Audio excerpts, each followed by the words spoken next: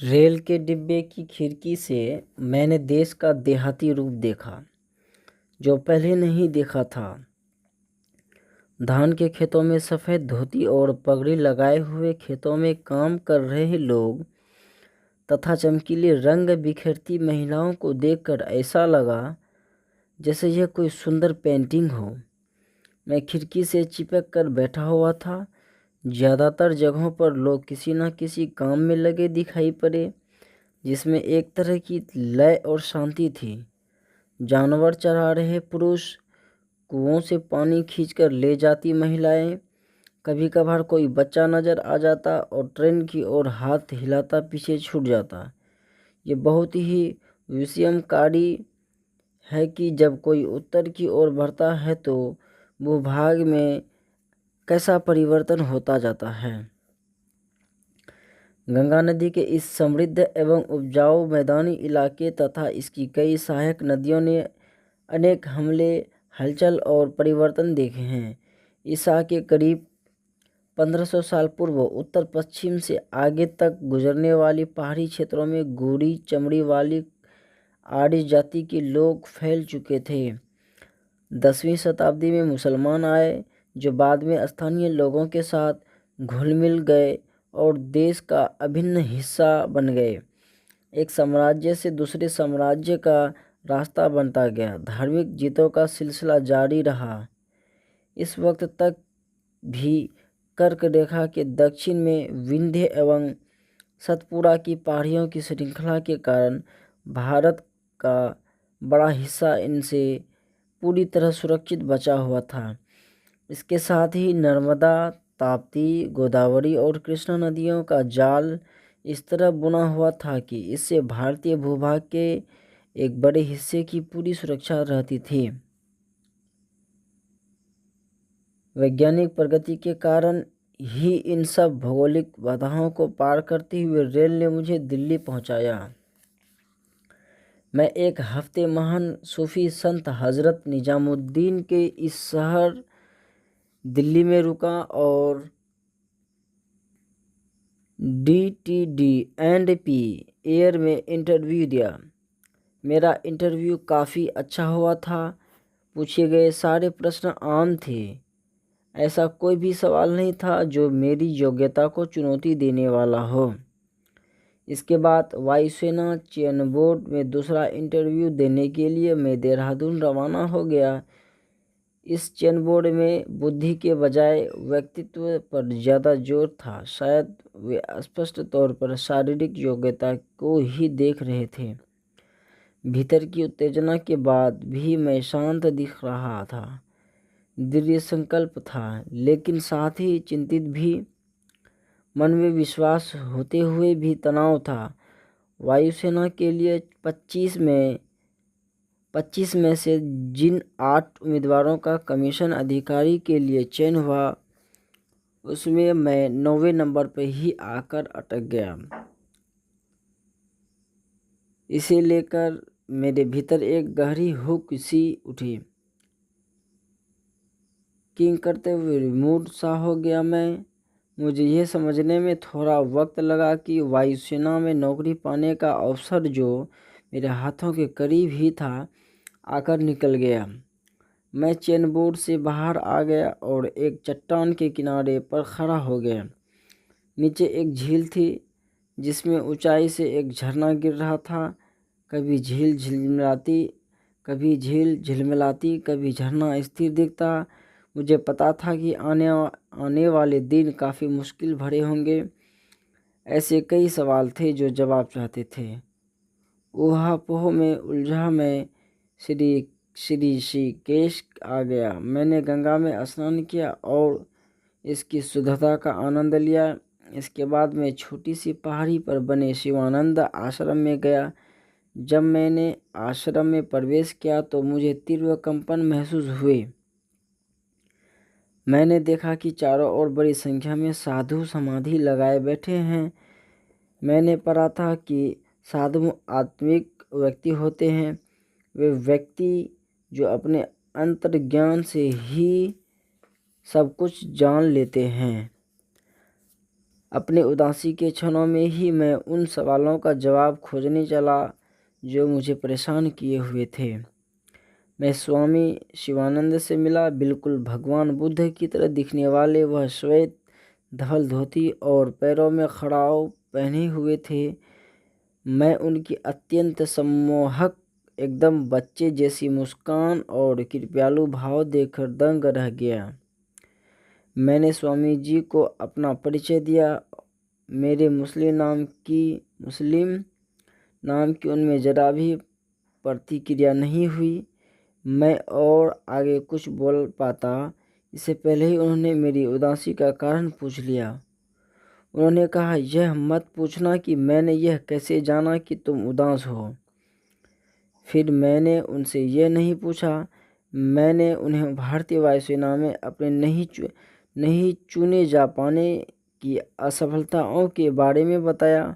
उन्होंने मुस्कुराते हुए मेरी सारी चिंताएं दूर कर दी और फिर धीमे तथा गहरे स्वर में कहा, अच्छा, जो तुम्हारे हृदय और अंतरात्मा में उत्पन्न होती हो, जो शुद्ध और मन से की गई हो, एक विस्मित और देने वाली विद्युत चुंबकीय ऊर्जा लिए होती है। यही ऊर्जा हर रात को जब मस्तिष्क सुपुष्ट अवस्था में होता है आकाश चली जाती है और हर सुबह यह ऊर्जा ब्रह्मांडीय चेतना लिए वापस शरीर में प्रवेश करती है। जिसकी परिकल्पना की गई है वह निश्चित रूप से प्रकट होता नजर आएगा। नौजवान, तुम इस तथ्य पर ठीक उसी तरह अंत काल तक भरोसा कर सकते हो जैसे तुम हमेशा सूर्योदय के अकाट्य सत्य पर भरोसा करते हो। जब शिष्य चाहेगा गुरु हाजिर होगा।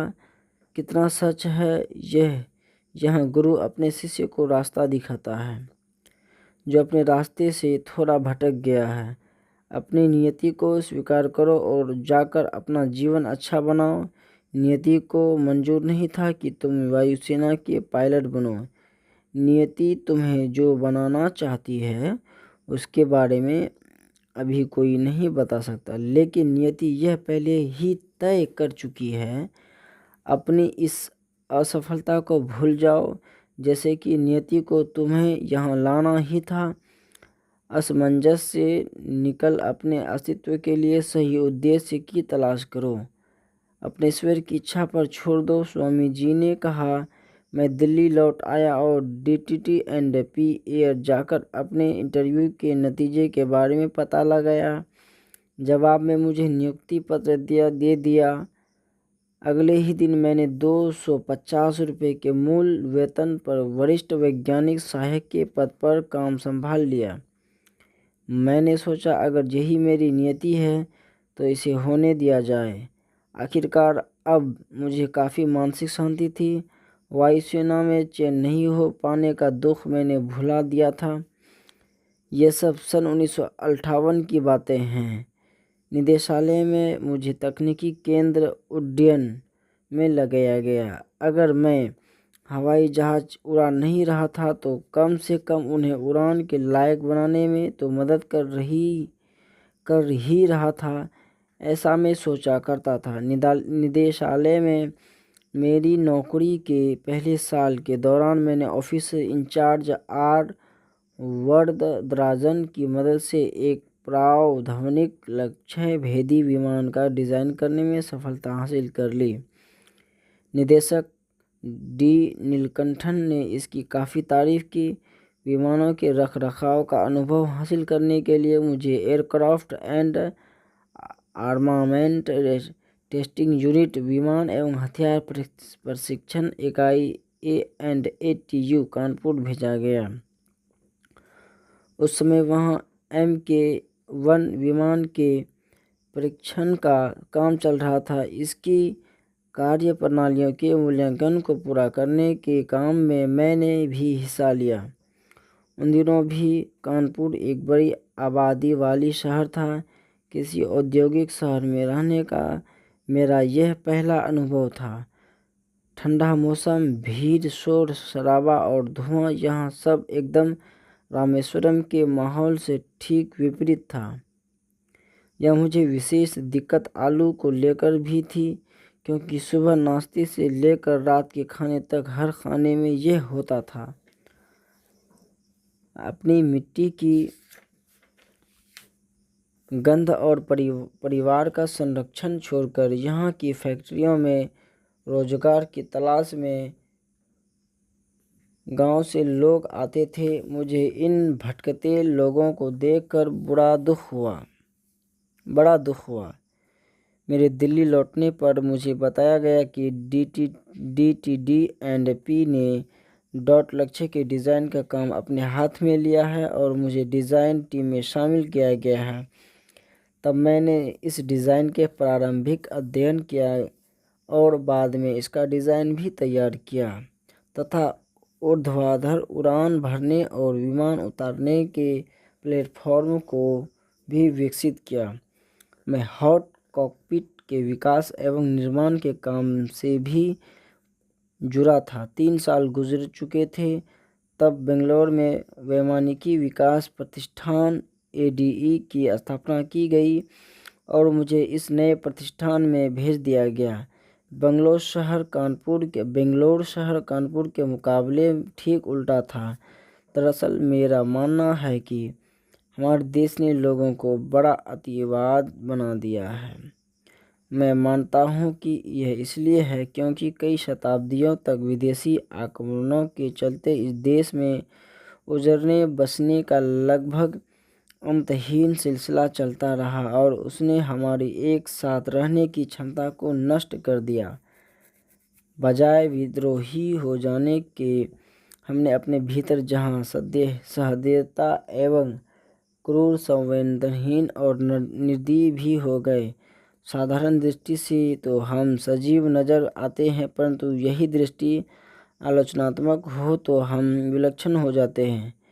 कानपुर में मैंने लोगों को पान चबाने में वाजिद अली शाह की नकल करते देखा और बंगलौर में अंग्रेज साहबों की तरह लोगों को कुत्ते घुमाते पाया। यहाँ भी मैं रामेश्वरम जैसी शांति एवं निस्तब्धता के लिए तरस गया। भारतीयों में मन और मस्तिष्क के बीच जो संबंध है उसको भी हमारे शहरों की खंड खंड होती संवेदनशीलता ने ख़त्म सा कर दिया है। मैं अपनी शामें बेंगलोर के बगीचों एवं व्यावसायिक परिसरों में टहलकर बिताता। पहली वर्ष में ADE में काम का दबाव बहुत ही कम था। दरअसल सबसे पहले खुद मुझे ही अपने लिए काम तैयार करना था, तभी धीरे धीरे माहौल तैयार हो पाता। शुरुआती अध्ययन के अनुभव के आधार पर एक टीम बनाई जिसे ग्राउंड इक्विपमेंट मशीन जैम के रूप में स्वदेशी हॉवरक्राफ्ट मंडराने वाले वाहन का डिज़ाइन तैयार करना और विकास करना था। यह टीम एक छोटे कार्यदल के रूप में थी। वैज्ञानिक सहायक के स्तर पर इसमें 4 लोग शामिल थे। ADE के निदेशक डॉक्टर OP मेदिरत्ता ने मुझे इस टीम का नेतृत्व करने का कहा। उड़ान में इंजीनियरिंग मॉडल शुरू करने के लिए हमें 3 साल का वक्त दिया गया। यह परियोजना हमारी सामूहिक क्षमताओं की तुलना में हर तरह से बड़ी थी। हम में से किसी को भी मशीन और वो भी विमान तैयार करने का अनुभव नहीं था। ना ही कोई डिज़ाइन या कल पुर्जे उपलब्ध थे जिनकी मदद से इसे शुरू कर पाते। यह हम सबको पता चल गया था कि हम ऐसी उड़ती मशीन का निर्माण सफलतापूर्वक कर सकते हैं और क्राफ्ट के बारे में जितना कुछ पढ़ने को मिल सकता था हमने जुटाने की कोशिश की, लेकिन बहुत ज़्यादा उपलब्धि नहीं रही। इस क्षेत्र में कार्यरत लोगों से विचार विमर्श किया, लेकिन कुछ भी हाथ नहीं लगा। एक दिन मैंने सीमित जानकारियों और उपलब्ध संसाधनों से ही काम शुरू करने का फैसला कर डाला। पंखों रहित हल्का और तीव्र मशीन वाला वाहन तैयार करने के लिए इस उत्साहजनक उद्यम ने मेरे दिमाग की खिड़कियां खोल दी। मुझे जल्दी ही हॉवरक्राफ्ट का एयरक्राफ्ट के बीच कम से कम एक लक्षणिक गुण दिखा गया।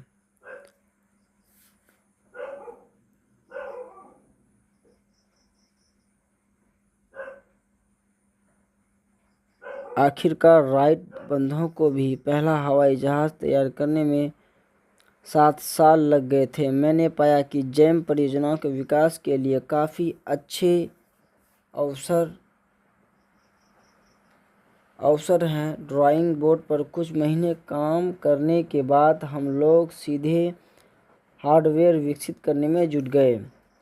एक खतरा हमेशा ये बना रहता था कि मेरे जैसे ग्रामीण छोटे कस्बे वाली मध्यवर्गीय जिसके माता पिता की थोड़ी ही शिक्षा हुई हो पृष्ठभूमि वाले को कहीं किनारे तो नहीं कर दिया जाएगा और अस्तित्व बचाने के लिए तब तक संघर्ष करना पड़ेगा जब तक उचित परिस्थितियाँ पैदा न हो। मैंने ठान लिया कि मुझे अपने लिए अवसर खुद तैयार करने होंगे, हिस्सा दर हिस्सा, चरण दर चरण तथा सुनियोजित तरीके से काम शुरू होने लगा। इस परियोजना पर काम करते हुए मैंने यह जाना कि अगर एक बार आपके मस्तिष्क में कोई नया विचार आ गया तो यह अपने मूल स्वरूप में कभी वापस नहीं लौटता। इन दिनों वीके कृष्ण मेनन रक्षा मंत्री हुआ करते थे। वे हमारी इस परियोजना की प्रगति के बारे में जानने के बड़े इच्छुक रहते। इस परियोजना को वह भारत के रक्षा उपकरणों के स्वदेशी विकास की शुरुआत के रूप में देखते थे। जब भी वे बेंगलोर में होते हमारी इस परियोजना की समीक्षा करने के लिए थोड़ा वक्त हमेशा निकालते थे। हमारी योग्यता में उनका विश्वास हमारे उत्साह को और बढ़ा देता था। मैं सभी बाहरी मुश्किलों को भूल अपनी कार्यशाला में उसी तरह जाया करता था जिस तरह मेरे पिताजी बाहर जूते उतार मस्जिद में नमाज पढ़ने जाते थे। लेकिन जेम परियोजना के बारे में कृष्ण मेनन जैसी राय हर किसी की नहीं बनी। उपलब्ध उपकरणों एवं कलपुर्जों से हम जो प्रयोग कर रहे थे उसमें मेरे वरिष्ठ सहयोगी पूरी तरह खुश नहीं थे। कई तो हमें संकीय आविष्कारों का एक समूह कहते थे जो असंभव सपनों को पूरा करने में लगा था। इस टीम का मुखिया होने की वजह से मुझे ही निशाना बनाया जाता था। कुछ लोग दूसरी तरह का सम्मान भी देते थे, परंतु ये लोग कहा करते थे कि एक ऐसा देहाती जो हवा में उड़ने के बाद हवा को अपनी जमींदारी जैसा समझता है। एडीई के कुछ वरिष्ठ वैज्ञानिक मेरे विरुद्ध जो टिप्पणियां करते थे उनमें मुझे सन 1896 में राइट बंधुओं पर लिखी जॉन ड्रॉबरिज की कविता याद आ गई। जब यह परियोजना 1 साल पुरानी हो चली थी, रक्षा मंत्री कृष्ण मेनन एडीई के दौरे पर आए। मैं उन्हें अपनी कार्यशाला में ले गया। अंदर एक टेबल पर जेम मॉडल अलग अलग हिस्सों में रखा हुआ था। यह मॉडल युद्ध क्षेत्र में प्रयोग में लाए जाने वाले व्यवहारिक हॉवरक्राफ्ट के विकास के लिए 1 साल के अथक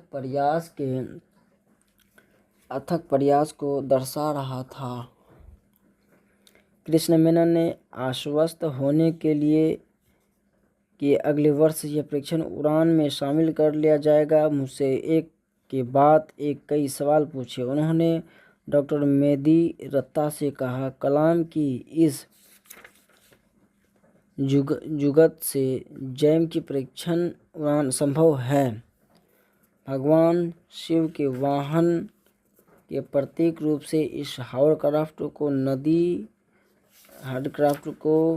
नंदी नाम दिया गया। इस मॉडल को संपूर्ण आकार एवं रंग रूप दिया जाना हमारी उम्मीदों से परे था। हमारे पास एक केवल ढांचा ही था। मैंने अपने साथियों से कहा, यह उड़ने वाली मशीन है, संख्याओं के समूह द्वारा बनाई गई नहीं बल्कि इंजीनियरों की योग्यता और तैयार मॉडल। इसकी तरफ मत देखिए, यह देखने के लिए नहीं बना है बल्कि इसे साथ उड़िए। रक्षा मंत्री कृष्ण मेनन ने अपने साथ आए अधिकारियों द्वारा व्यक्त की गई सुरक्षा संबंधी चिंताओं को नज़रअंदाज करते हुए नदी में उड़ान भरी। मंत्री के साथ आए एक ग्रुप कैप्टन ने, जिसे कई हजार घंटे की उड़ान का अनुभव था, मेरे जैसे अनुभवहीन एवं नागरिक पायलट से मंत्री महोदय को सुरक्षित रखने के लिए खुद विमान उड़ाने का प्रस्ताव रखा और मुझे हॉवरक्राफ्ट से बाहर आ जाने का संकेत दिया।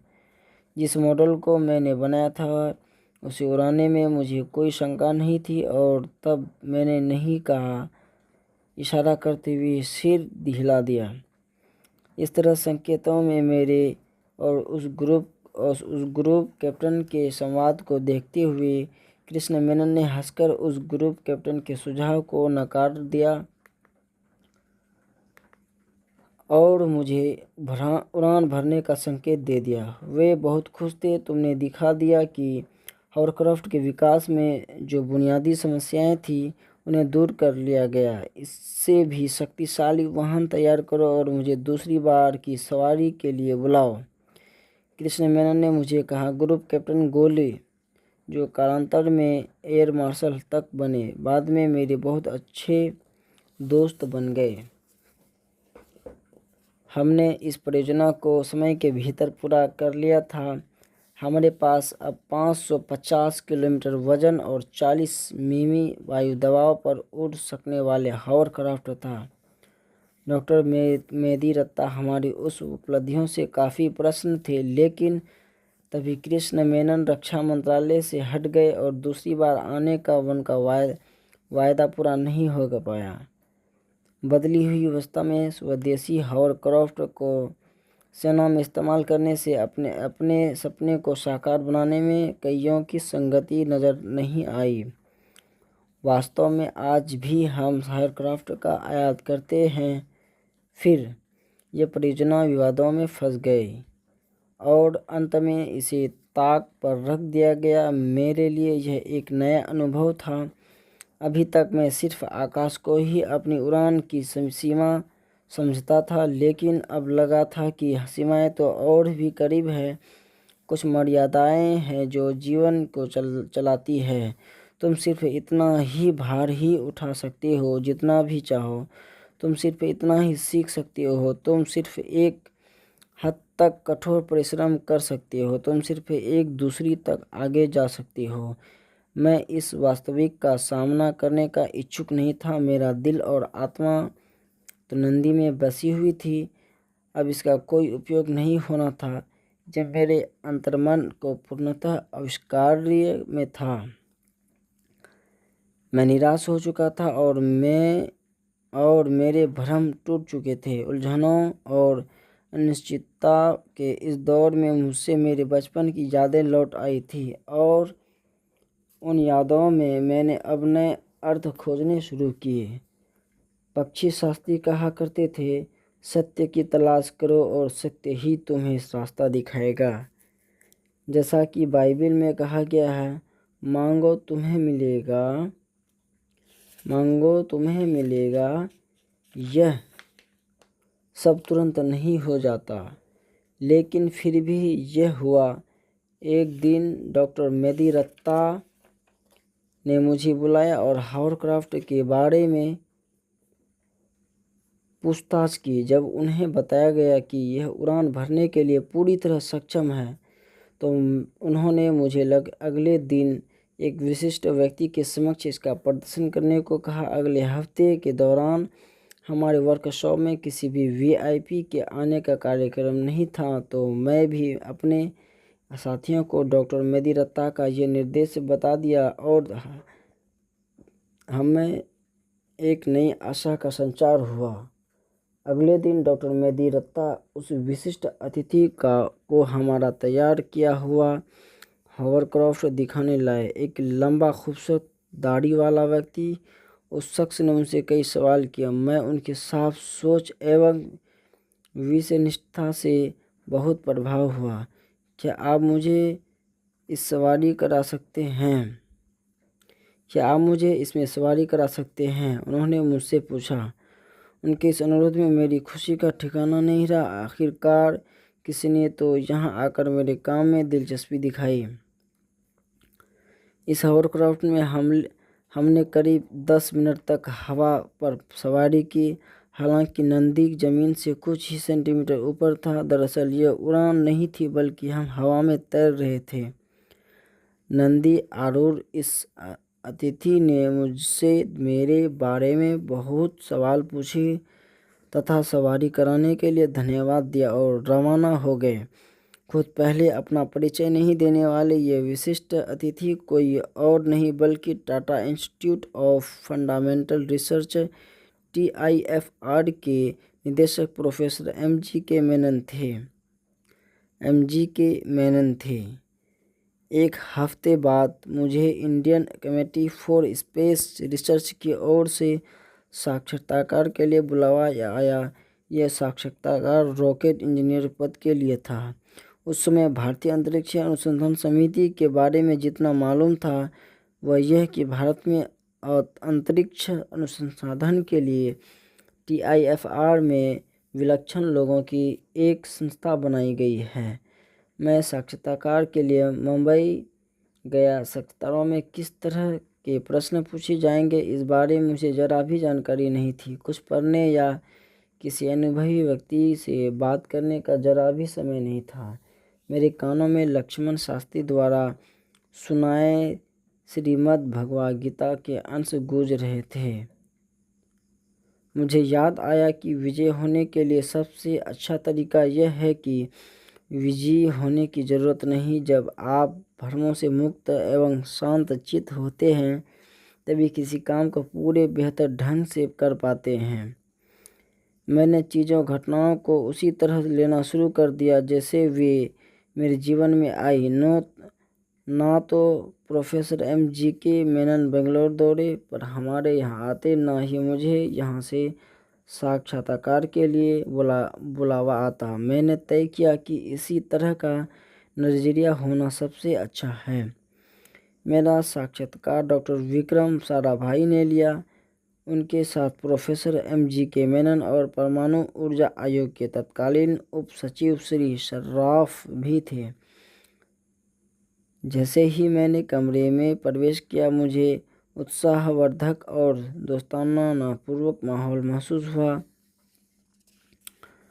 डॉक्टर साराभाई की जिंदादिली देखकर मैं दंग रह गया। उनमें कहीं कोई ऐसा अहंकार, अकड़पन या अतिरेक का भाव नहीं था जैसा कि प्राय साक्षात्कार होने वाले नौजवान उम्मीदवार के सामने प्रदर्शित करते हैं। डॉक्टर साराभाई के प्रश्न मेरी मौजूद योग्यता या कुशलता की परीक्षा लेने वाले नहीं थे, बल्कि वे उन संभावनाओं की तलाश में संबंधित थे जो मेरे भीतर थी। वे मेरी ओर ऐसे देख रहे थे जैसे किसी व्यापक संदर्भ में मुझे परख रहे हो। मुझे पूरा साक्षात्कार उस सत्य के समान लगा जिसमें मेरे सपने को एक ज़्यादा बड़े व्यक्ति के बड़े सपने में समाहित कर दिया। मुझे 2 दिन में वापस आने को कहा गया। फिर अगले दिन शाम को ही मुझे मेरे चयन के बारे में बता दिया गया। मुझे भारतीय अंतरिक्ष संशोधन समिति में रॉकेट इंजीनियरिंग के पद पर रख लिया गया।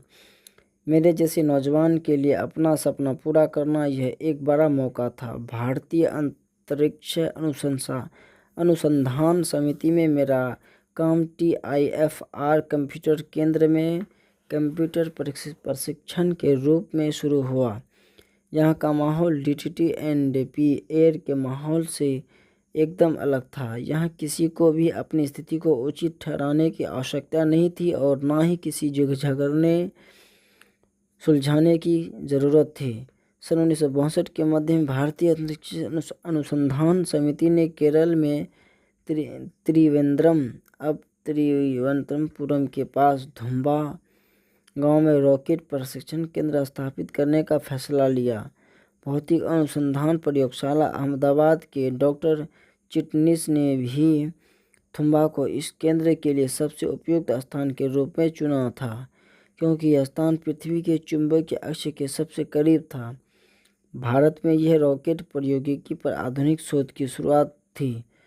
थुम्बा में रॉकेट प्रशिक्षण केंद्र के लिए जगह रेलवे लाइन और समुद्र तट के बीच चुनी गई। करीब 2.5 किलोमीटर और 600 एकड़ क्षेत्रफल का इलाका इसके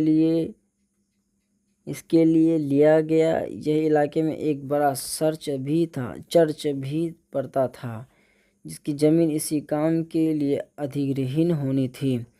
निजी भूमि का अधिग्रहण करना बहुत ही मुश्किल और काफ़ी समय लेने वाला काम होता है, ख़ासतौर से केरल जैसे घनी आबादी वाले इलाके में तो और भी ज़्यादा मुश्किल होती है। इसके अलावा धार्मिक महत्व वाले स्थान के अधिग्रहण का मामला और नाजुक हो जाता है। त्रिवेंद्रम के तत्कालीन कलेक्टर के माघवन नायर ने इस काम को बहुत ही युक्तिपूर्ण, शांतिपूर्ण तथा एक अभियान के रूप में किया था। इस काम में उन्हें त्रिवेंद्रम के बिशप फादर डॉक्टर डिरीरा का बहुत ही सहयोग और आशीर्वाद मिला था। केंद्रीय सार्वजनिक निर्माण विभाग के एग्जीक्यूटिव इंजीनियर आर.डी. जॉन ने पूरे इलाके को जल्द ही हस्तांतरित कर दिया। सेंट मेरी मैगडेलन चर्च में थुम्ब अंतरिक्ष केंद्र का पहला दफ्तर खुला। इस चर्च का जो प्रार्थना कक्ष था उसी में मेरी पहली प्रयोगशाला थी। बिशप के कमरे को मैंने डिज़ाइन एवं ड्राइंग की काम का दफ्तर बनाया। आज भी वहाँ चर्च का अपना प्रमाणालय कायम और इस समय उसमें इंडियन स्पेस म्यूजियम बना दिया गया। उसके बाद शीघ्र ही मुझे रॉकेट प्रशिक्षण में तकनीकी का प्रशिक्षण लेने के लिए अमेरिका में national aeronautics and space administration यानी नासा में भेज दिया गया। यह प्रशिक्षण 6 महीने का था। विदेश जाने से पहले मैंने रामेश्वरम जाने के लिए थोड़ा सा समय लिया। मुझे विदेश जाने का मौका मिलने की खबर सुनकर पिताजी बहुत खुश हुए। वे मुझे विशेष नमाज के लिए मस्जिद ले गए। मुझे ईश्वर की उस शक्ति के संचरण का एहसास हुआ जो पिताजी के माध्यम से मेरे भीतर संचरित हो रही थी और वापस ईश्वर तक पहुंच रही थी। प्रार्थना का एक जो मुख्य काम है, जैसा कि मैं मानता हूँ, वह है मनुष्य के भीतर नए नए विचार उत्पन्न करना। विचार सचेतावस्था में मौजूद रहते हैं और जब मैं विचार उत्सर्जित होते हुए निकलते हैं तो वास्तविकता जन्म लेती है तथा निष्कर्ष सफल घटनाओं के रूप में सामने आते हैं। ईश्वर हमारे रचयिता हमारे मस्तिष्क के भीतर अपार ऊर्जा एवं योग्यता दी है। प्रार्थना हमें इन शक्तियों को प्रयोग में लाने में मदद करती है। अहमद जलालुद्दीन और शमसुद्दीन मुझे मुंबई हवाई अड्डे पर विदा करने आए थे। मुंबई जैसे शहर का उनके लिए यह ठीक उसी तरह का पहला अनुभव था जैसे न्यूयॉर्क जैसा महानगर मेरे लिए पहला अनुभव था। जलालुद्दीन और शमसुद्दीन आत्मनिर्भर, सकारात्मक एवं आशावादी व्यक्ति थे जिन्होंने परिस्थितियों को भी बदल डालकर अपने काम में सफलता हासिल की थी। यही दोनों लोग थे जिनके साथ रहकर मैं अपने मस्तिष्क को सृजनात्मक बना पाया था।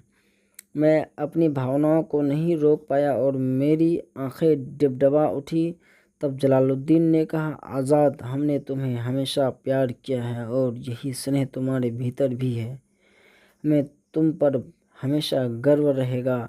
मेरी सफल क्षमताओं को लेकर उनके भीतर जो श्रद्धा थी उसे देखकर मेरी आंखों से आंसू धारा बह निकली।